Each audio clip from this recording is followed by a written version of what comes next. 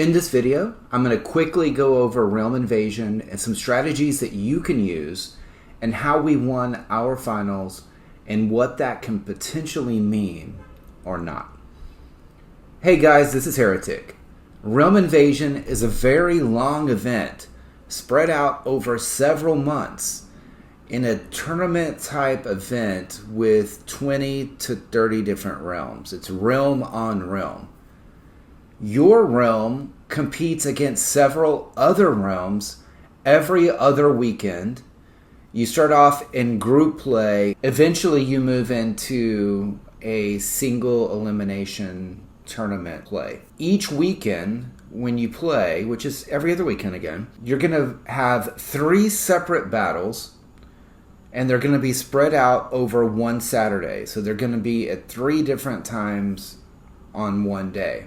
With the point totals across all 3 battles, they're added together, and that determines who wins, who loses, first place, second place, third place, basically. Each player can only play in 2 rounds. So there's 3 rounds. You can only choose from 2 of those. So that's where the strategy kind of comes in. A lot of those strategies are in knowing your opponent and when you think they will be focusing. Knowing the time zone of who you're up against means quite a bit, especially if they're biggest players. Honestly, in this event, this time, we did not put a ton into this. We mostly focus on Elite Wars and Fortress Wars. But as we went through this event, we were doing well. So towards the end, it's like, okay, here's our strategy. Here's what we're going to do. Our strongest players ended up playing in the first round, and then a few played in the second round, which is what I'm going to show you here, parts of it. And then Smoke, who's our biggest player, and a lot of others saved their time, their second round, to the very last round of the event.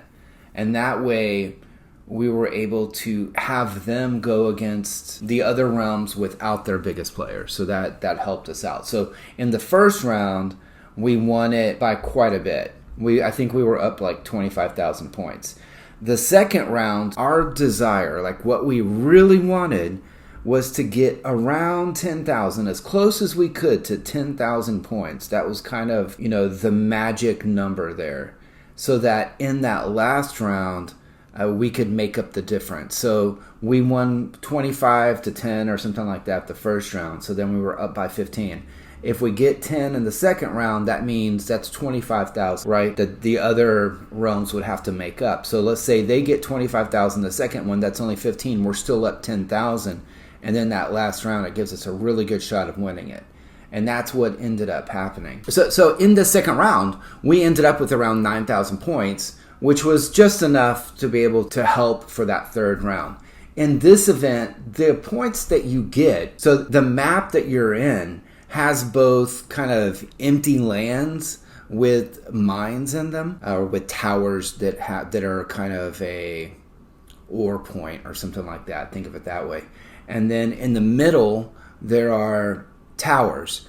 And so there's towers that are spread out, kind of like Crown War. Just like Crown War. Where depending on the tower that you take, you get more points. In addition, something that is a little bit different than Crown War is that you have these towers that have special buffs on them, like higher defense, higher health, more attack. And so you want to take those.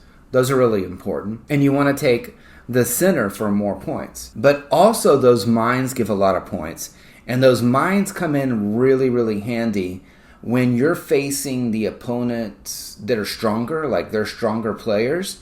For you to get points, it's a lot easier to just go out and take those mines and hold those mines as long as you can. And if you get attacked on those mines, move on to another one and just keep playing. They're going to have to play whack-a-mole with you the whole event. Just keep going out. A good thing to do, by the way, for all of your players, is to not have a lot of troops at home. Send them out. Get rid of them. Rally. Do whatever you can to limit the amount of troops that you have in your castle. Just in case you do get attacked, you don't want to be zeroed. And that is a strategy on the other side. Right when you get in, if you're stronger and you just want to keep this from being annoying, attack the other players around the tower area and just knock them out as fast as you can, and just keep hitting and keep hitting and keep hitting, and they're going to run out of heals, and then they're not going to be able to do very much the rest of the event. So that gives you some breathing room, really. So I know I was going to say this, but one thing about that's important about Realm Invasion is that after Realm Invasion comes merges. And merges are like the hottest topic in all of War and Order. Everybody at one point or another is going to want to merge and feel like they really deserve it. Typically, the merge notifications go out to the realms that are actually going to merge between 2 and 3 weeks after the end of the Realm Invasion finals. And so that's one thing to keep in mind. Whether you lost way ahead or whatever, you're going to know more or less when that's going to come. So after Realm Invasion finals, 2 to 3 weeks after that, you'll get a merge notification email. Then you'll have to do Savage Lands, and then the winner of the Savage Land, and the Savage Lands will just include the people within the realms that are going to merge.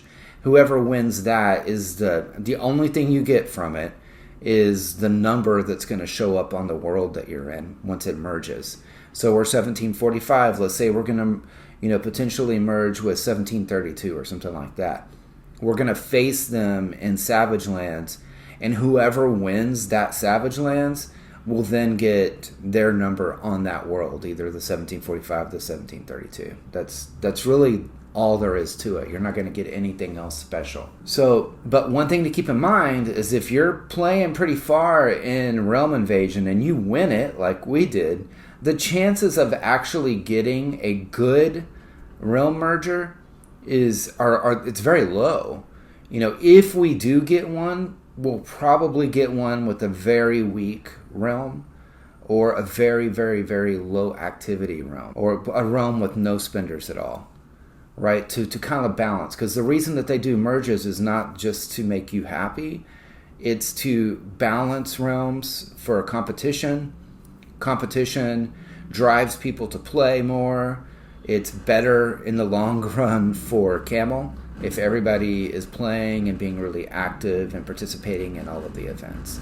So you see that. And fighting each other, right? Because whenever you do merge with other realms, the potential for conflict goes up again. It's like at the very beginning of a realm.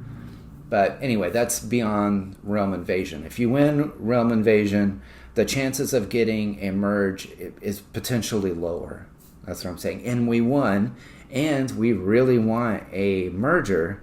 I think our chances have gone down, but I'll let you know in a week or so. It's going to be either in 1 or 2 weeks. We'll find out for sure. But with that, take care.